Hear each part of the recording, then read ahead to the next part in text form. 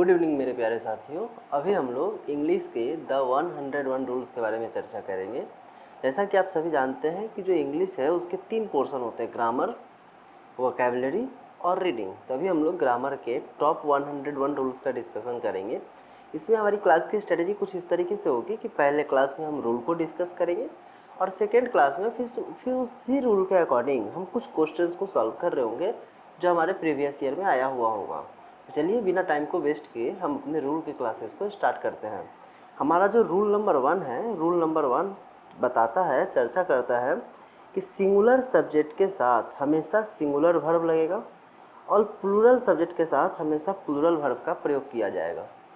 Singular subject होते क्या क्या है, किसे किसे हम सिंगुलर सब्जेक्ट कहते हैं?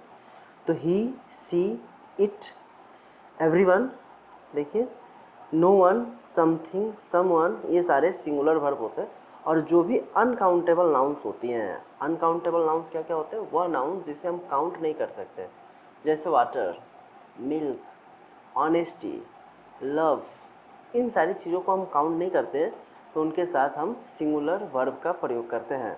अब सिंगुलर वर्ब क्या क्या होते हैं? अगर हम प्रेजेंट के बारे में चर्चा कर रहे हैं तो इज़ हमारा सिंगुलर वर्ब होगा। अगर हम प्रेजेंट के बारे में, अगर हम पास्ट के बारे में चर्चा कर रहे हैं तो वाज हमारा सिंगुलर वर्ब होगा।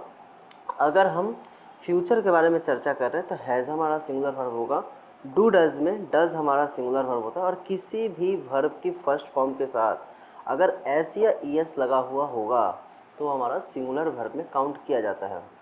प्लूरल सब्जेक्ट क्या क्या होते हैं? तो यू, वी, दे, ये सारे प्लूरल नाउन्स होते हैं। प्लूरल वर्ब क्या क्या होते हैं? आर, वर, हैव, डू या फिर वर्ब का फर्स्ट फॉर्म, ये हमारा प्लूरल वर्ब का काम कर रहा होता है। यहाँ पर एक नोट दिया गया है, जैसा कि हम सभी जानते हैं कि आई एक एक्सेप्शनल वर्ड है। तो आई के साथ हम एम प्रेजेंट में, वाज पास्ट में और हैव फ्यूचर में यूज़ कर रहे होते हैं।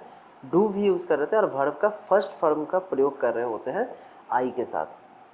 तो सिंगुलर सब्जेक्ट सिंगुलर वर्ब एक नॉर्मल छोटी सी टेक्निक होती है सिंगुलर सब्जेक्ट सिंगुलर वर्ब में। अगर कभी भी सिंगुलर वर्ब लिखना है ना, तो आप हमेशा देखिए वर्ब की फर्स्ट फॉर्म के साथ क्या एस या ईएस लिखा हुआ है क्या? अगर लिखा हुआ होगा तो वो हमारा सिंगुलर वर्ब होता है।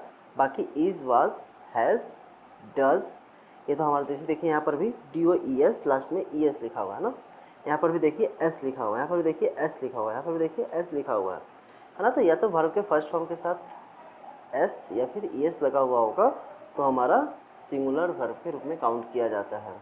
तो मिलते हैं हम लोग कल हम लोग करेंगे रूल नंबर 1 के बेस्ड के कुछ क्वेश्चंस सॉल्व करेंगे हम लोग। धन्यवाद।